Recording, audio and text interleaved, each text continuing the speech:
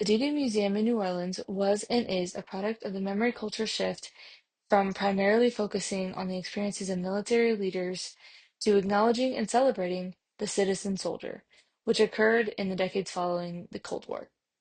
The interactivity of the museum, the American-centric messaging of the exhibits, and the heavy inclusion of the veterans in the museum's content and organization all represent the changes in how America remembered the invasion of Normandy in 1944 and provided space for those memories to form and solidify. From the beginning, the museum was founded by people born to parents who fought in the war, and their interactions and experiences with their families and veterans shaped how they perceived the events of D-Day, and it determined how they remembered it through the museum.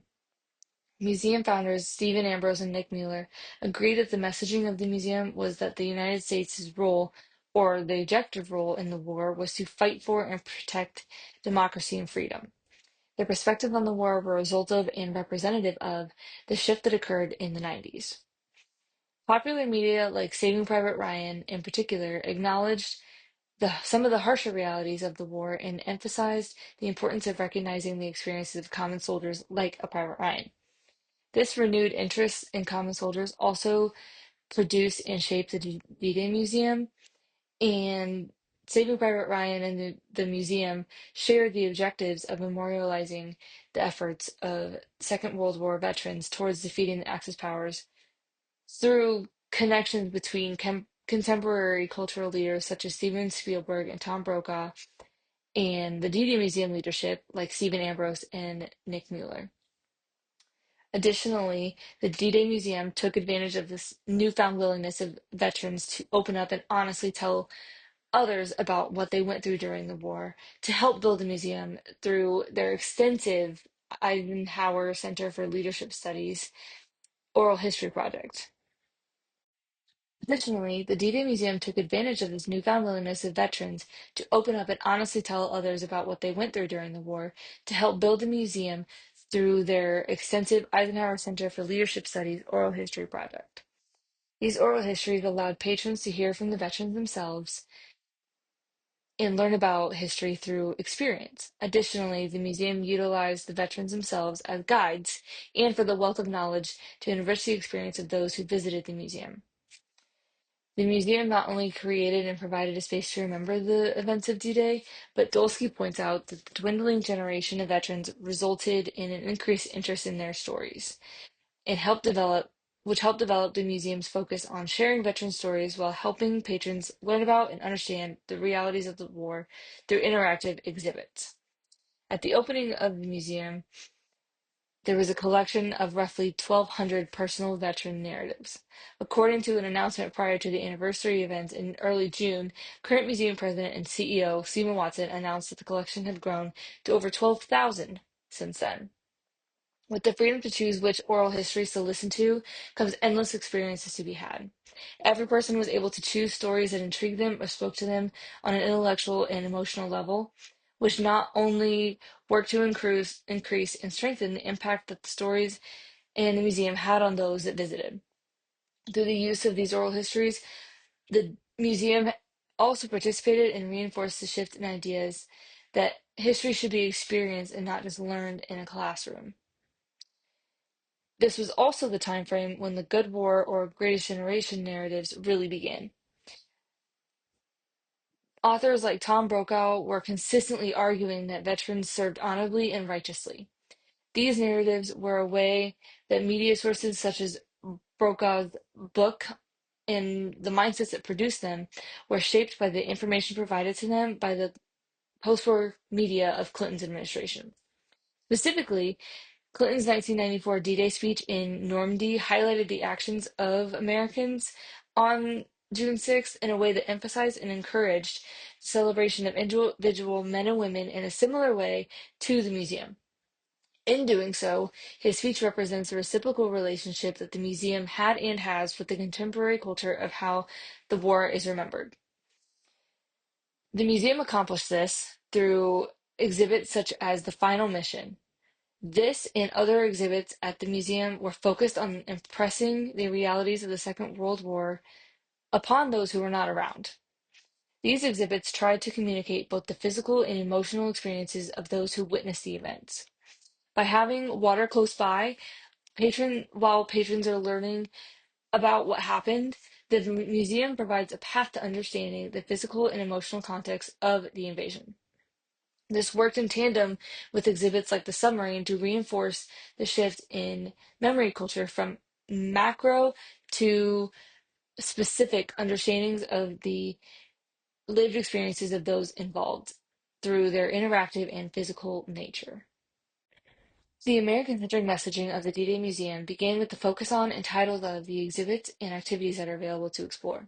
This was the continuation of the messaging of Ambrose's book D-Day, in that many of his writings portrayed the United States as a hero of the war. One way he did so was through the chapter titles such as Defenders and Attackers, and it conveyed the perceived moral superiority and centrality of the U.S. in the outcome of the war. American-focused exhibits such as the Arsenal of Democracy provide information about the American home front, as well as the military endeavors of the Americans during the Second World War.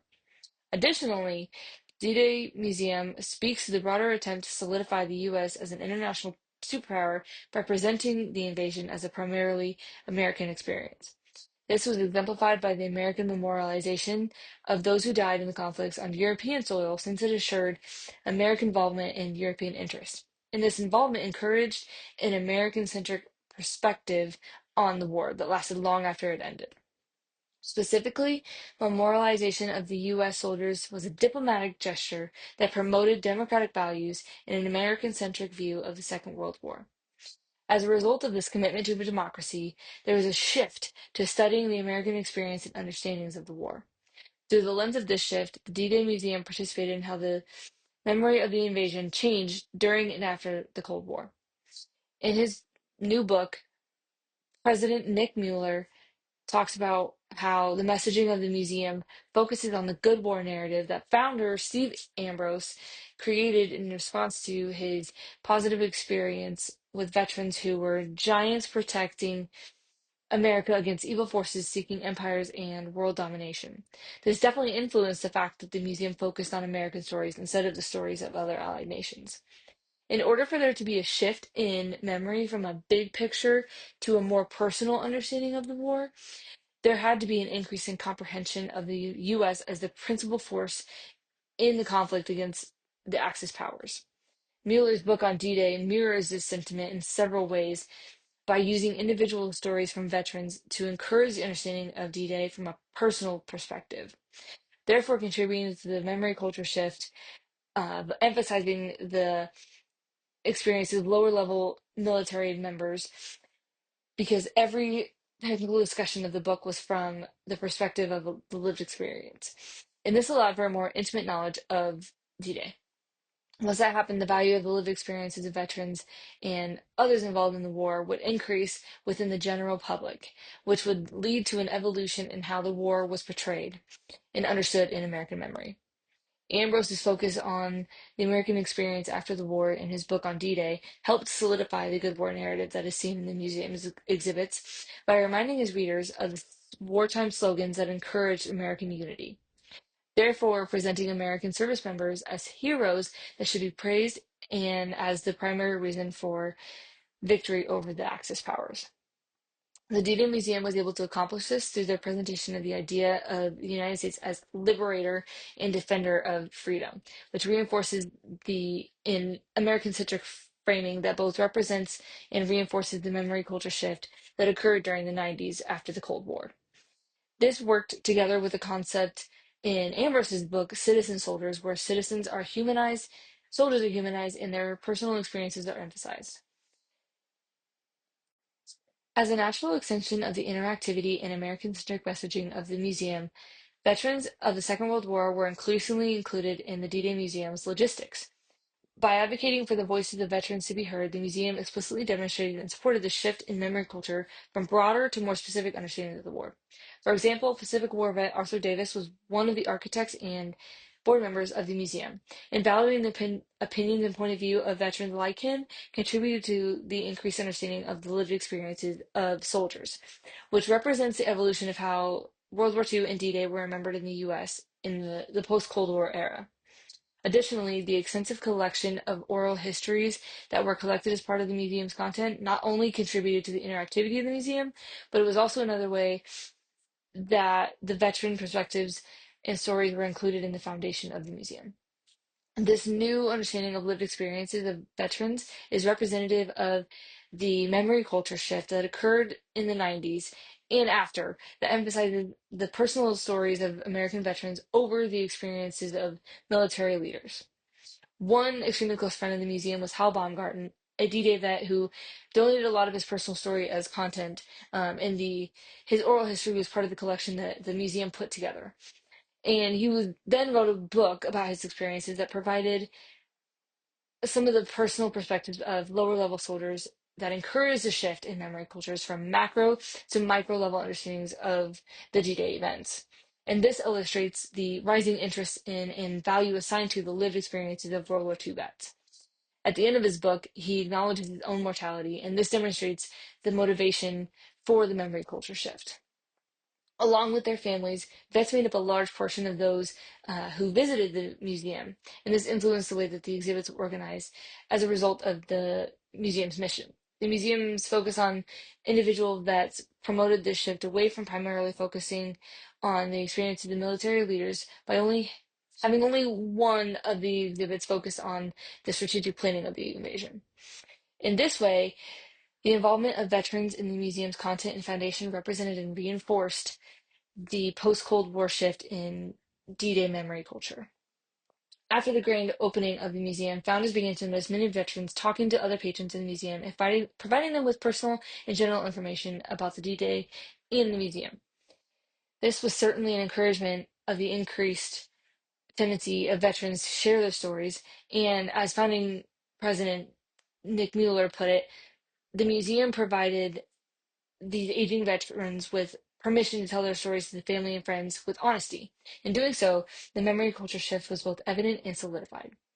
This sentiment was echoed 4 years after the museum's opening in President Bush's 2004 speech at the D-Day memorial services in Normandy.